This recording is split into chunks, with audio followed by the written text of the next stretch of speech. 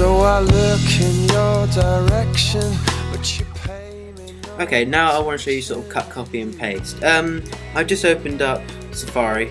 I've gone to macrumors.com. It's quite a good site for if you want to know anything about Apple. If I just sort of slide down a little bit, just find you a piece of text, for example, here. And basically, all you do is you get your finger, you tap and hold, and then it selects it. And now above, you have the icon which says copy. And basically, you can just cut, copy, and paste, as you know the title suggests. You can move your selection around. Sorry. If you see the little sort of blue dots, you can move it, so you can like reduce it to you can reduce it down to a certain amount of words or whatnot. But I've just pressed copy there by accident. Sorry. But then you can then go and paste it anywhere else on any application. So if I go to Spotlight again, which we saw earlier, and then hold down, a little magnifier comes up, which is usually to sort of flick through the words so you know where you are. And then if you let go, it says underneath paste, which is and then if you tap it,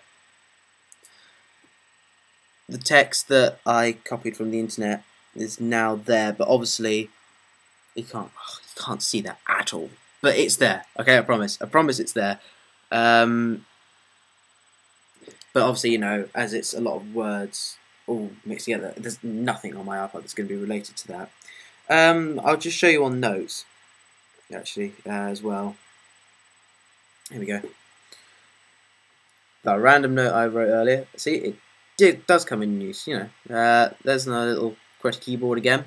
So if I just tap and hold, I get this time a select all or paste.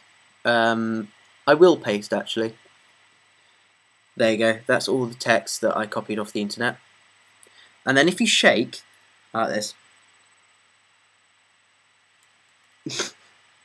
there we go. You can undo the paste. So then that's all gone again, which is really, really good. I'll just show you cut as well. It's obvious what cut is. Actually, I can also show you the slider as well. You can move that independently, so you can there you go. You can just change it to a certain amount of letters or whatever, and then you can press cut, which gets rid of the text. So that's cut, copy, and paste. Fairly basic. Does what it says on the tin, really. I just want to talk to you very quickly actually about the apps. I've got about 2 pages of apps here, most of which are free at the moment because I'm broke. I just bought this, I'm broke. I will admit, it's 32 gigabytes, so you know, amount to break. One thing I don't like overall about the 3.0 software at the moment for the iPod Touch is that by the battery, on the iPhone 3GS, you can get a little indicator which tells you how much time you have left on your battery, or how much percentage is left on your battery. Because if you've ever used an iPod Touch or you know an iPhone, sometimes it can be quite difficult to decipher how long you've got left on your battery. And I found a very good app today, completely for free. It's called Battery. Conveniently enough, you just basically open it up, and it tells you how much battery you have left. That says 75% if you can't read backwards. 75%, and it's brilliant. You know, so if I ever need to check the percentage of my battery, that is where I will go. Earlier today, I did a little comparison actually between the iPhone 3G and the iPod Touch. I did a size comparison. I held the two up together, and this one is remarkably thinner. I mean, even with the case, this is considerably thinner, and also the weight. I balanced the two out in my hands, and the iPod Touch, even with the case, because you know the iPhone 3G didn't have a case on. Even with the case on, it was still incredibly light. So you know you're not going to have any issues with it, you know, in your pocket or anything like that. And from what I can see, the screen is very scratch resistant on both an iPod Touch and the iPhone 3G and the iPhone 3GS, because I've tested that out in one of the Apple stores. it's it's overall a really good device. You can connect to Wi-Fi on the iPod Touch, so you can go anywhere. You can open up Safari, which we've still got open here. Go into landscape. So yeah, I actually did a speed test as well between the two. I will do a proper comparison. I'll video it. But what I found was that generally the iPod Touch is much quicker than the iPhone 3G. At the moment, I haven't got an iPhone 3GS to compare this with. But as soon as one comes out or one comes available to me, I will do a test. What I found generally whilst doing the speed tests between the iPod Touch and the iPhone 3G is that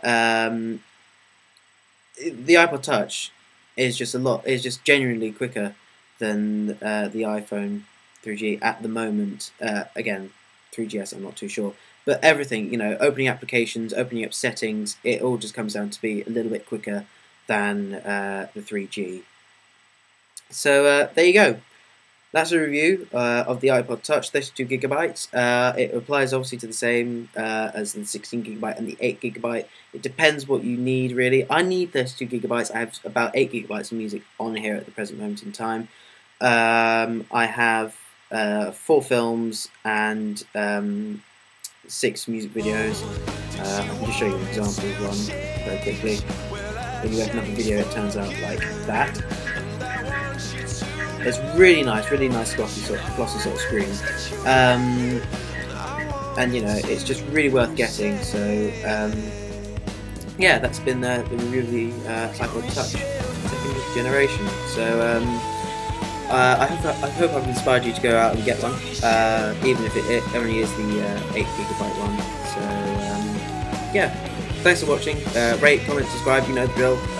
Do what you must, and I'll see you next time. See you.